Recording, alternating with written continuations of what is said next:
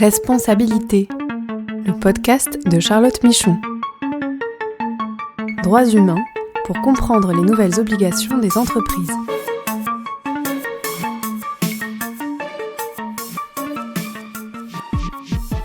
Bienvenue dans ce podcast consacré aux nouvelles responsabilités des entreprises en matière de droits de l'homme. Je suis Charlotte Michon, je suis avocate et j'accompagne les entreprises dans leur démarche de conformité aux devoirs de vigilance et dans leur démarche droits humains.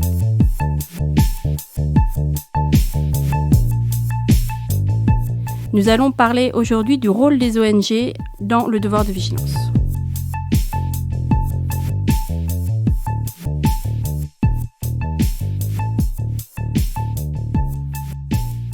Donc bonjour à tous. Donc aujourd'hui nous allons parler du rôle et des activités de plaidoyer des ONG autour du devoir de vigilance et de la responsabilité des entreprises en matière de droits humains ou en matière d'environnement.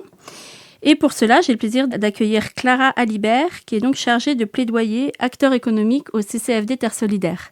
Bonjour Clara. Bonjour Charlotte. Merci beaucoup d'avoir accepté mon invitation. Donc le CCFD Terre Solidaire, tu vas le présenter, évidemment, mais vous avez des activités de plaidoyer autour du devoir de vigilance à l'encontre des entreprises, et en particulier autour de la future directive européenne sur le devoir de vigilance.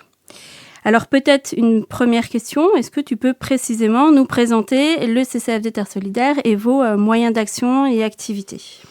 Oui, alors le CCFD Terre Solidaire, on est une ONG de solidarité internationale et de développement. On est la première ONG de solidarité et de développement en France.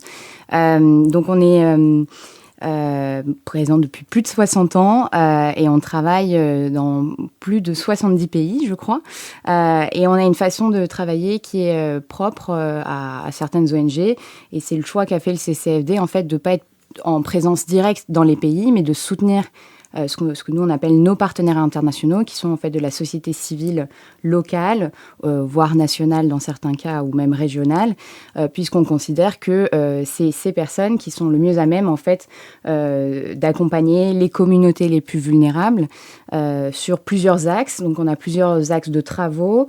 On travaille sur les migrations internationales, on travaille sur et c'est ce qui fait un peu l'identité du CCFD depuis ses débuts, sur la souveraineté alimentaire, sur ce qu'on appelle le paix et vivre ensemble, donc la résolution de conflits. Et enfin, c'est ce qui m'occupe plus, moi en tant que chargée de plaidoyer acteur économique, c'est la justice économique. Et donc un peu le lien entre tous ces axes, eh bien, c'est la lutte contre les injustices. Et on a plusieurs leviers. On a le levier du plaidoyer, je pense qu'on va en parler aujourd'hui pas mal dans ce podcast, mais il y a aussi le levier du partenariat. Avec donc c'est une association, on a ce qu'on appelle des chargés de partenariat par zone géographique, qui s'occupent de créer une vraie relation partenariale qui permette d'accompagner à la fois financièrement mais aussi stratégiquement dans l'élaboration des projets. Et on a le levier de la mobilisation, parce qu'on a plus de 7000 bénévoles dans toute la France qui nous permettent aussi de sensibiliser les citoyens et citoyennes françaises aux enjeux de la solidarité internationale, aux enjeux de l'injustice économique, par exemple, via, par exemple, ce qu'on appelle l'EXI, c'est l'enseignement, l'éducation à la solidarité internationale. Donc, on a des bénévoles qui vont dans des lycées, dans des écoles, pour parler de ces sujets et sensibiliser dès le plus jeune âge à la lutte contre les injustices. D'accord, très clair. Et donc, si on vient maintenant au sujet sur la question du devoir de vigilance et de la responsabilité des entreprises, donc vous avez développé des activités de plaidoyer. Vous ne faites pas, à la différence de certaines ONG, des contentieux aujourd'hui contre les entreprises. Donc, est-ce que tu peux nous dire un peu quelles sont ces actions de plaidoyer et peut-être nous parler de ce qu'on appelle le radar de devoir de vigilance qui est connu dans les entreprises et en France. Oui, alors peut-être pour parler de depuis quand le CCFD Terre Solidaire s'investit sur le sujet du devoir de vigilance, depuis même avant l'élaboration de la loi et tout le travail autour de cette loi. parce que, très vite, la justice économique est apparue comme un axe important dans les travaux du CCFD Terre Solidaire. Et puis, pour la petite anecdote, donc, je ne sais pas si c'est une rumeur ou si c'est vrai, mais apparemment, quand Dominique Potier, donc on connaît son rôle dans la construction de la loi, quand il a été élu en tant que député, il connaissait le CCFD Terre Solidaire parce qu'il était proche, notamment dans sa région. Je me souviens plus de quelle région il vient, mais dans l'Est. Il a décroché son téléphone, il a appelé le CCFD et il leur a dit « Ok, sur quoi on travaille ? Moi, j'ai envie de travailler avec vous. Comment je peux me mobiliser en tant que nouveau député ?» Et le CCFD Terre Solidaire leur a dit « Écoute, on va se mobiliser sur... élaborer une loi qui va venir encadrer les activités des entreprises dans leurs impacts sur les droits humains et l'environnement. » Et c'est comme ça, apparemment, que l'aventure aurait démarré. Donc en 2012, puisque oui, 2012-2013. Tout à fait. Et après, il y a eu le drame du Rana Plaza qui est venu conforter malheureusement cette idée qu'il fallait absolument encadrer, surtout les multinationales, pour qu'elles ne puissent pas se dérober à leurs responsabilités, qu'il fallait aller chercher toute la chaîne de valeur, en amont et en aval, toute la chaîne de valeur jusqu'aux sous-traitants, parce que l'effondrement de l'usine venait vraiment illustrer cette problématique de la fast fashion, bien sûr, mais aussi la problématique de l'impunité des sociétés donneuses d'ordre, des sociétés mères qui sont basées dans des pays souvent très lointains de là où les services et les objets sont produits. Donc ça a commencé comme ça et ça a été un travail collectif à la fois avec les députés mais aussi avec la société civile. Le CCFD s'est jamais battu tout seul, ça fait pas partie de notre ADN et on met vraiment un point d'honneur à travailler en collectif. Et donc, ça a été une aventure avec Sherpa, avec Amnesty International, avec les Amis de la Terre France, puis d'autres qui nous ont rejoints plus tard, une fois même que la loi a été adoptée. Je peux citer Notre Affaire à tous, avec qui on travaille énormément dernièrement sur la directive. Donc je pense qu'on aura l'occasion aussi d'en parler, mais on travaille au sein d'une coalition qui s'appelle le Forum citoyen pour la RSE, qui est composée donc d'organisations de la société civile, d'associations, d'ONG. J'en ai cité quelques-unes, je pourrais rajouter Oxfam, ActionAid France, bien sûr, et de syndicats, mais aussi de ce qu'on appelle des personnes qualifiées. Et donc tous ensemble, on essaye d'avoir une voix commune sur des questions de plaidoyer autour de la régulation des acteurs économiques. Donc forcément, pendant 2007, tout le travail autour de 2017 sur la loi française, mais maintenant sur la directive, sur le traité onusien, et on verra par la suite aussi quel autre instrument en cours d'élaboration viendront nous unir et faire qu'on travaille tous en collectif. Et donc le radar du devoir de vigilance ? Et donc le radar du devoir de vigilance, ça c'est un outil qu'on a développé au CCFD avec Sherpa, une fois que la loi a été adoptée, parce qu'en fait, il y a eu ce constat que jamais Bercy ou même un autre ministère, ni même l'État, n'a publié la liste des entreprises qui étaient concernées par cette nouvelle loi. Or, c'est un problème parce que pour qu'une loi elle soit effective et bien appliquée, il faut déjà savoir qui elle concerne. Et il y avait ce manque de volonté de la part du gouvernement, puisque, on ne va pas revenir sur, je crois que tu as déjà fait un podcast sur la loi, mais tout l'historique, ça a été une loi qui a une vraie bataille, elle a été adoptée à la toute fin du mandat Hollande. La majorité actuelle et le président Macron étaient fortement opposés à cette régulation. Donc bon, forcément, les années qui ont suivi son adoption, il n'y a pas eu un engagement, il n'y a pas eu une volonté de vraiment faire appliquer la loi et à commencer par publier la liste. Donc on part de ce constat et on se dit, on sait ce que nous dit la loi à propos des seuils, que ça concerne donc 5000 salariés en France ou 10 000 salariés dans le monde. Et on est allé chercher, on a été accompagné par un organisme qui nous a aidé à croiser plusieurs listes, à la fois des listes publiques et des listes privées, Sirène, Infogreffe, ce genre de choses, qui nous ont permis de déterminer une liste qui n'est pas exhaustive. Il y en a toujours qui manquent sur le radar. Mais voilà. Et donc, on a décidé sur ce site de publier les plans de vigilance de ces entreprises qu'on considère comme assujetties à la loi.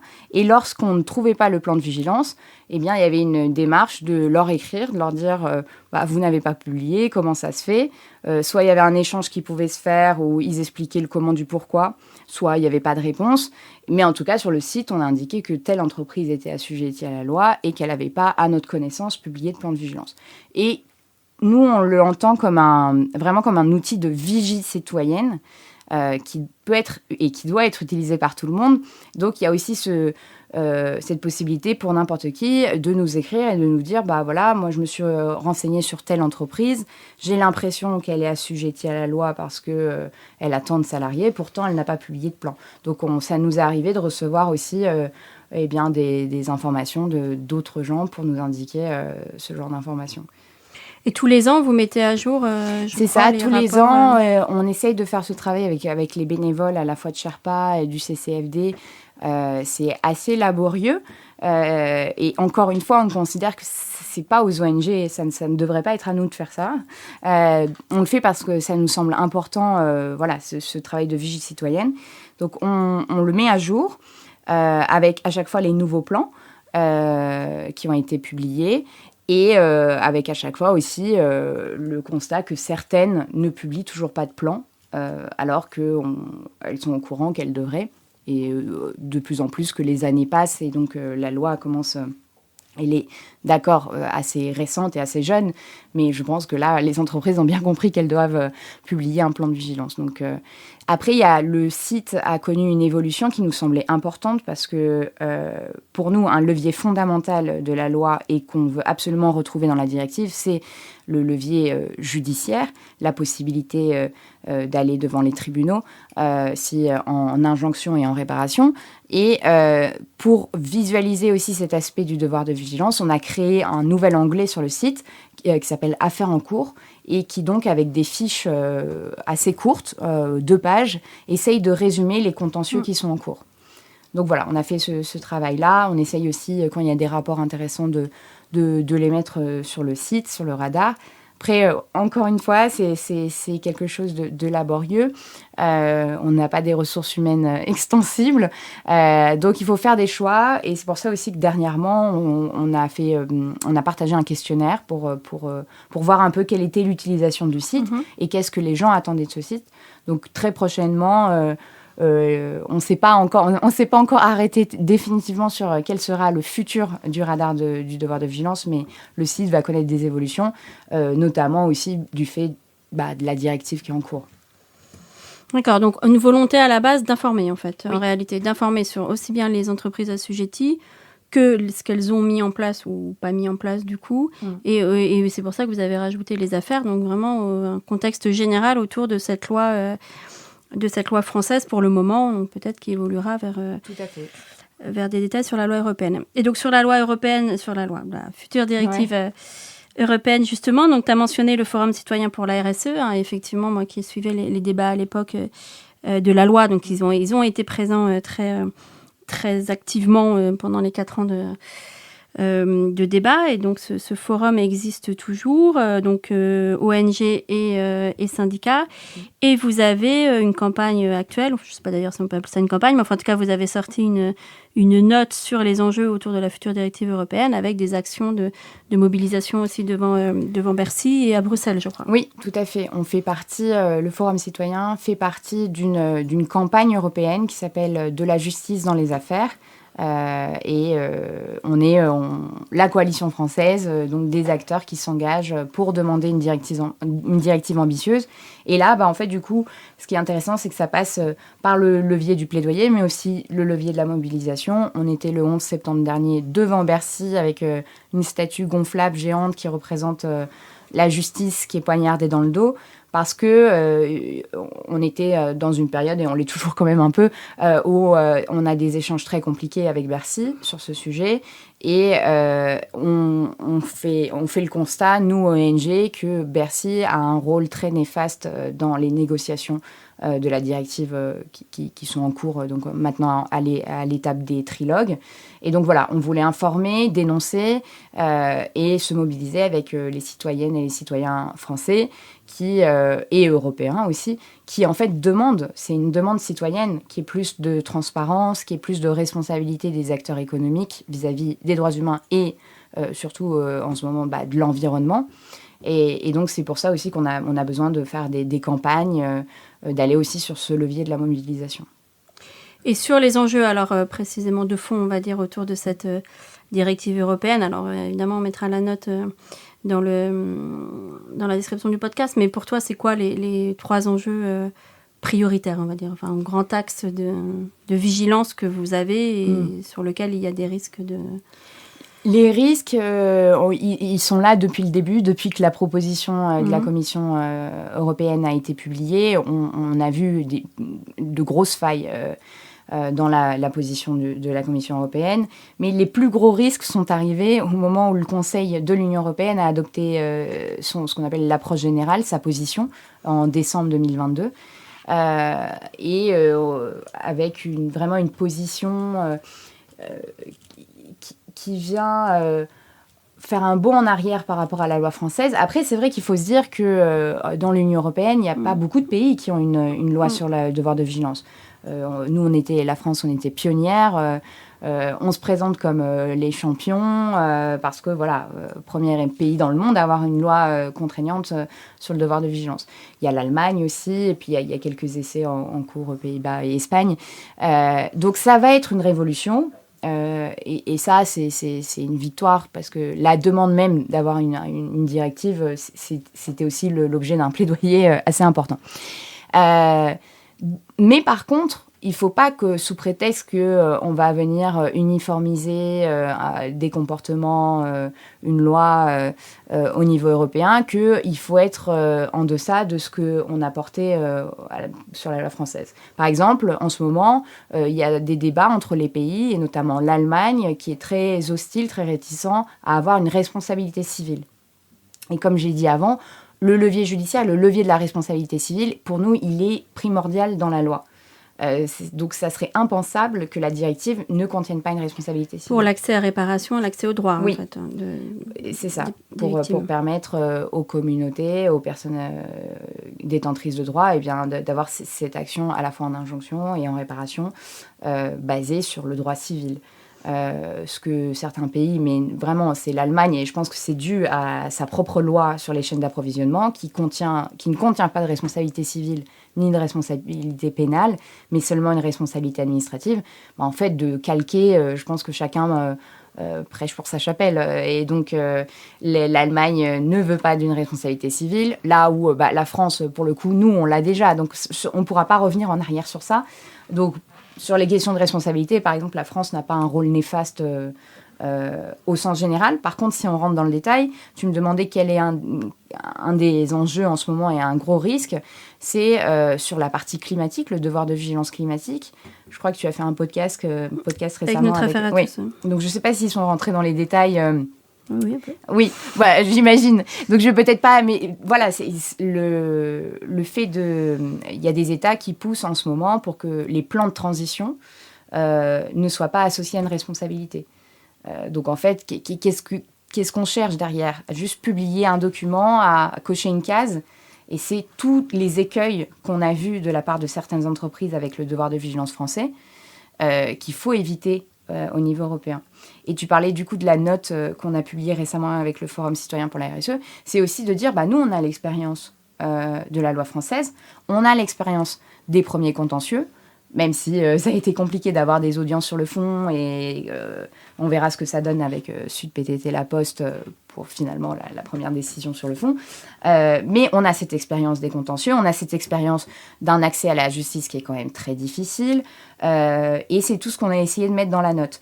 De montrer aussi que dans la directive et dans les positions, surtout du Conseil de l'Union européenne, il peut y avoir des vrais reculs par rapport au champ d'application. Ou par rapport... il y a toute cette question qui est, je pense, la plus brûlante de savoir est-ce que le secteur financier va être inclus ou exclu de la directive. Et on voit bien avec les contentieux qui sont en cours contre BNP à quel point c'est important de pouvoir tenir responsable une banque qui continue de financer de manière... vraiment, c'est des montants importants, des investissements dans les énergies fossiles. Donc, c'est un peu toutes ces questions et toutes nos expériences qu'on a des différents contentieux. Donc, ça va de BMP à Total Ouganda, à le cas EDF, Suez, qu'on a essayé de mettre dans cette publication, d'en faire aussi quelque chose d'assez pédagogique. On a fait, par exemple, des schémas qui expliquent c'est quoi une chaîne de valeur.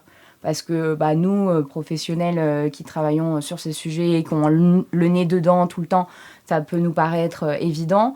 Mais pour certains décideurs ou décideuses qu'on a pu rencontrer, ça ne l'était pas forcément. Donc, on est venu aussi illustrer avec des schémas, c'est quoi une chaîne de valeur. Ça veut dire quoi aussi on avait plaidé et on continuera de plaider parce que c'est essentiel pour le renversement de la charge de la preuve. Ça aussi, c'est une notion qui est un peu compliquée à comprendre. Donc, on est venu faire un schéma qui montre le déséquilibre qu'il existe entre une entreprise et généralement une multinationale qui détient toutes les informations, qui détient une armada d'avocats, de juristes, tout ce que vous voulez, d'équipes, et en face, des communautés généralement très vulnérables, qui n'ont pas accès à des informations, à qui on oppose le secret des affaires, avec des problèmes de frais de justice, d'avocats, enfin voilà. Et cette injustice, c'est pas si simple que certains voudraient le faire croire, et il y a vraiment un rapport de force qui perpétue aussi une forme d'impunité. Et donc, pour nous, au-delà du symbole de renverser la charge de la preuve, c'est vraiment de dire on a besoin de ce renversement pour revenir à un certain équilibre qui permet d'accéder devant les tribunaux des différents États membres de manière plus ou moins sereine. Oui, ces questions d'accès au droit, de renversement de la charge de la preuve étaient déjà présentes d'ailleurs pendant les débats autour de la loi française, et c'est ce que porte très fortement la société civile, et c'est aussi le sens du devoir de vigilance de permettre cet accès à réparation. Tu l'as évoqué tout à l'heure, mais le traité, peut-être alors en conclusion, donc il y a un projet de traité aujourd'hui au niveau international que j'imagine vous suivez aussi. Il y a des négociations qui arrivent, c'est la semaine prochaine. Oui, la semaine prochaine. La semaine prochaine, tout à fait. Pour ça. Là aussi, donc vous avez des activités de plaidoyer autour de ça. Oui, pareil. En fait, dès l'adoption d'une résolution par le Conseil des droits de l'homme à l'initiative de l'Afrique du Sud et de l'Équateur, c'était pareil une très bonne nouvelle pour la société civile et notamment la société civile du Sud global qui s'est énormément mobilisée, qui est très présente, par exemple à Genève pendant les négociations. Nous, on a beaucoup de partenaires qui participent, soit de leur propre chef, soit via un accompagnement de notre part aussi.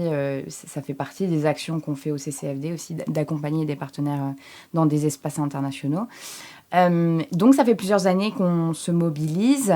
Il y a eu plusieurs versions du traité. Là, par exemple, depuis la rentrée, depuis septembre, il y a une nouvelle version du traité qui a été publiée par la présidence donc de ces négociations, c'est l'Équateur. Depuis 2014, oui. Depuis le début. Et donc, on analyse cette nouvelle mouture du traité. Forcément, il y a des choses qui ne nous conviennent pas. Il y a des améliorations. Il y a des choses qui sont assez choquantes. Par exemple, ils ont enlevé la mention il y avait un passage qui venait reconnaître l'importance du droit à un environnement sain. Et ça, dans cette nouvelle mouture, ça a complètement disparu. Ce qu'on constate aussi dans cette nouvelle version du traité, c'est une emphase très importante sur les droits domestiques. En fait, un renvoi presque systématique aux systèmes juridiques nationaux. Donc, on peut comprendre on ne peut pas harmoniser le droit de tous les pays des Nations Unies, c'est impossible. Mais par contre, ça vient enlever un peu cette supériorité, cette primatie que doit avoir un traité international, de dire, en fait, chacun, au final, appliquera ce traité comme il voudra. Et ça, c'est problématique. Oui, c'est le sens d'un traité, c'est précisément d'avoir des obligations de comportement plus général, pas surtout, mais des cadres uniques. Exactement. Et la primatie, pareil, il y avait une disposition qui disait que les accords commerciaux, soit s'ils ont été adoptés, pourraient et devraient être revus à l'aune de ce traité. et que surtout les nouveaux accords commerciaux doivent respecter le traité entreprises et droits humains. Et ça, c'est une mention qui a disparu dans la nouvelle version. Donc, à suivre, on va faire un traité avec la Commission nationale consultative des droits de l'homme française qui suit aussi les négociations qui doit sortir un avis, je crois, très prochainement. Je crois qu'ils l'ont adopté. Aujourd'hui, voilà. Je crois. Donc, on aura les dernières nouvelles, ça sera après le traité. Peut-être juste rappeler pour les auditeurs que le traité vise les États et que certes, on parle d'entreprise et droits humains et on parlera de la responsabilité des entreprises, mais plus en manière de ce que les États doivent faire pour traduire cette responsabilité. Donc, on n'est pas tout à fait sur le même plan que les obligations légales de vigilance qu'on voit de la France et de la directive. Il y a souvent la confusion de se dire est-ce que c'est un traité sur le devoir de vigilance, un traité finalement une vigilance internationale, mais non. Il y a par exemple beaucoup de dispositions sur la protection des défenseurs des droits humains, sur les zones de conflit, sur l'accès à la justice, donc ça va plus loin que le devoir de vigilance. Oui, c'est sur l'entreprise des droits humains, en général, le sujet entreprise des droits humains et les responsabilités, notamment des États et les choses à développer pour que... Tout à fait. Pour que les droits humains soient respectés. Eh bien, merci beaucoup, Charlotte. Clara. C'est fini pour aujourd'hui, et donc on se retrouve dans 15 jours pour un nouveau podcast.